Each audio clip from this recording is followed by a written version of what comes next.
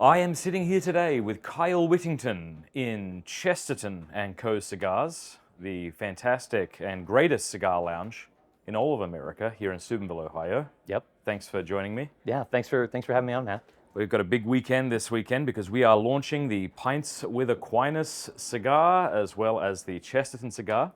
These are available right now at our store, and they are also available for pre-sale right now online, but I have been told not to give any direct links or something because YouTube penalizes you for that. So people will have to figure out, where This do I go? website exists.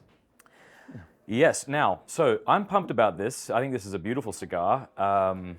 It's a Nicaraguan Maduro wrapper, Corojo binder, Mexican San Andreas wrapper. The rest is Nicaraguan. And when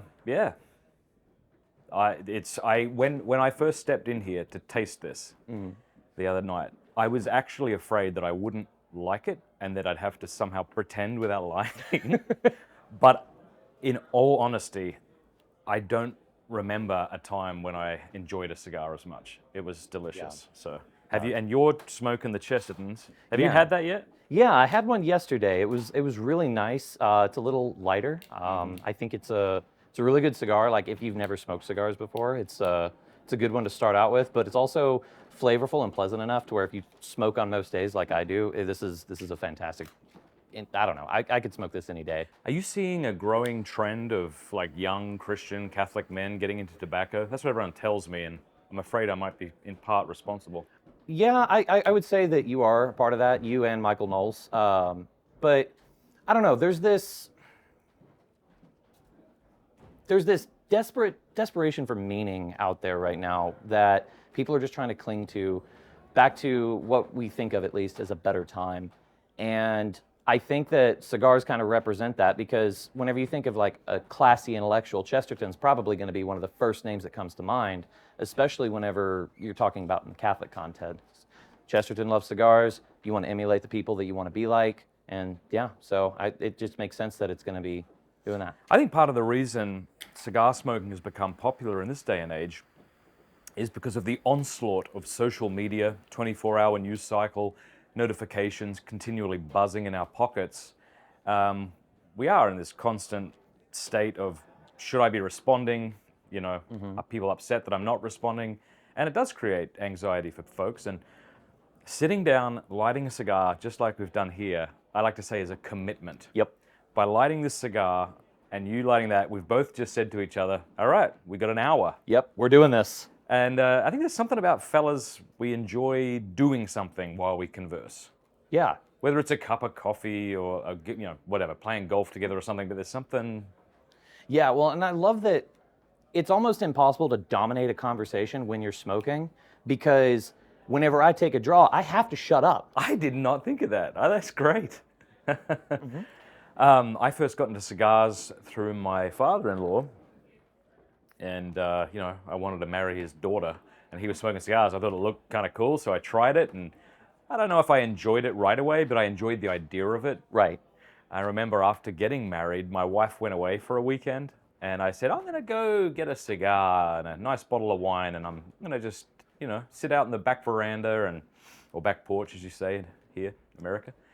And I got super sick. I didn't realize you could get sick off cigars. Yeah. And a lot of fellas don't realize that until they do get sick. The back of my legs were sweating for some reason.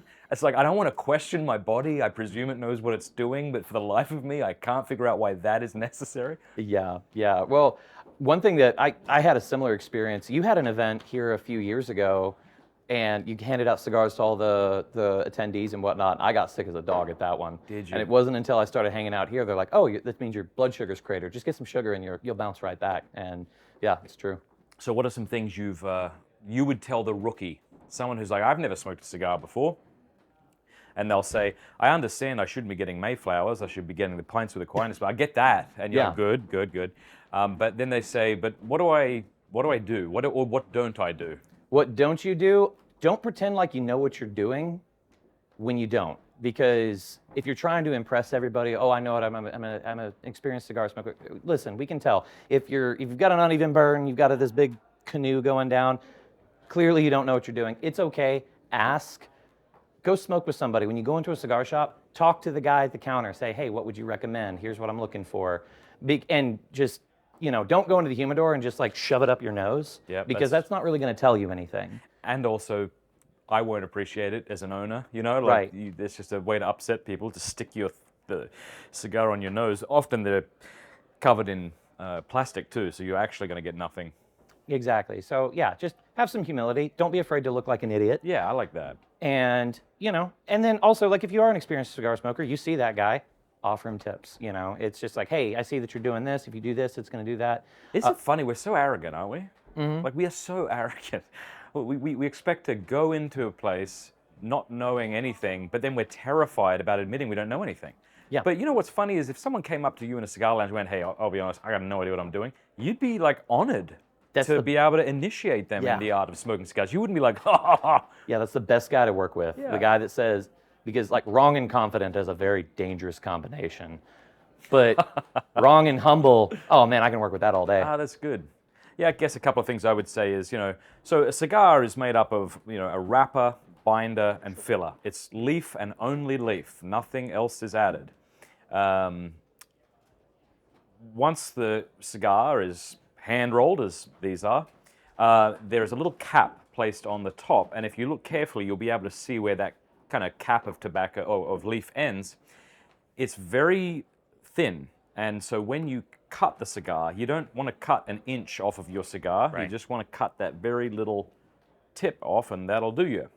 So I think that's one thing I wish I knew. And I guess starting with a Connecticut, something that hasn't been fermented as long, like a Maduro, would probably be a good idea. And Yeah, cool. No, it's really good. And if you're not sure where to cut or whatever, and you buy your cigar, ask the guy behind the counter. If you're getting it from a cigar shop, he's going to know exactly what to do. He's going to tell you his favorite trick. And there's a whole bunch of different ways you can do that. And I've heard some people say there's no discernible difference, and some people say, oh, it makes a big difference. And just, I don't know, it's just preference. Yeah. When I first moved to Steubenville, I said to my mate Zeph, who's now a co-owner with me, wouldn't it be cool if we started a cigar lounge? Because there was an old one here. This was the building. It was the Diamond Cigars, I think it was called. And I said, wouldn't that be great? And he went, yeah, that'd be great, but I don't know. And anyway, then, about, 5 months later, he contacted me and said, you serious? Let's do this. Yeah. And so this has been in existence for almost 3 years now. It's a place for human beings to come together and do human things. Right. And, the owners, we've taken no money from the business because we've never had enough. Right. Also, I don't make any royalties from this pint cigar. It goes back into the store. So, if people are watching right now and they are a cigar enthusiast or they wish to be, hopefully they'll check out the Pints with Aquinas cigar and the Chesterton cigar. Yeah. No, it's. I love that you guys were doing this, because yesterday in the interviews that we were doing, I kind of got to hear the perspective of the founding of the shop from 3 different perspectives. And as you were talking, I just realized that, maybe this is a little bold to say, but definitely there was a movement of the Holy Spirit there, because you and Zeph had the conversation, but Rob kind of independently had the idea just to build the community. And as somebody who spends a lot of days throughout the week here, it's been so beneficial. I mean, you don't live here anymore, but I'll shill for Steubenville all day long. The community of men that hang out here has been just such a huge blessing to me personally. And one of the coolest things about this is that there's such a solid group that hangs out here. Yeah. There's been times where I've been wanting to ask questions from someone, and instead of texting them, I said, you know what? I'll just ask him in person, because I'm probably going to see him later on. And sure enough, I do. Yeah. And I've become really good friends with these men, and it's been a huge blessing. So, obviously you guys had the desire to do this, but I can't help but believe that there was some assistance from God a little bit to get this, because this has been a huge blessing and absolute necessary, because the more connected we are online, the more isolated we actually become. And this place is like a punch in the face to that, and it's beautiful. Yeah, one final story and then we'll wrap up. When we first opened, almost 3 years ago, because obviously we don't just get Catholic men and women coming in, we get people who just want to smoke a cigar. And we had this fella come up to Rob, and I won't say exactly what he said, but he was essentially asking if there would be some bare naked ladies here, and he wasn't joking. And Rob said to him, you know, that isn't this place at all. That's actually the exact opposite direction of what we're going. But, you know, if you're willing to kind of abide by the rules of conduct, we would love to have you. Anyway, fast forward about a year, I was upstairs, and this fella, who's probably in his 60s, decided to go back to confession for the first time in 40 years. Yeah. And that wasn't because people were laying it on thick. It's because it was just through friendship. So, Yeah. Kyle, God bless you. Thank you so much for being with us today. And I hope those of you who are interested in cigars will check out the Pints with Aquinas cigar and the Chesterton cigar. Yeah. Thanks, Matt.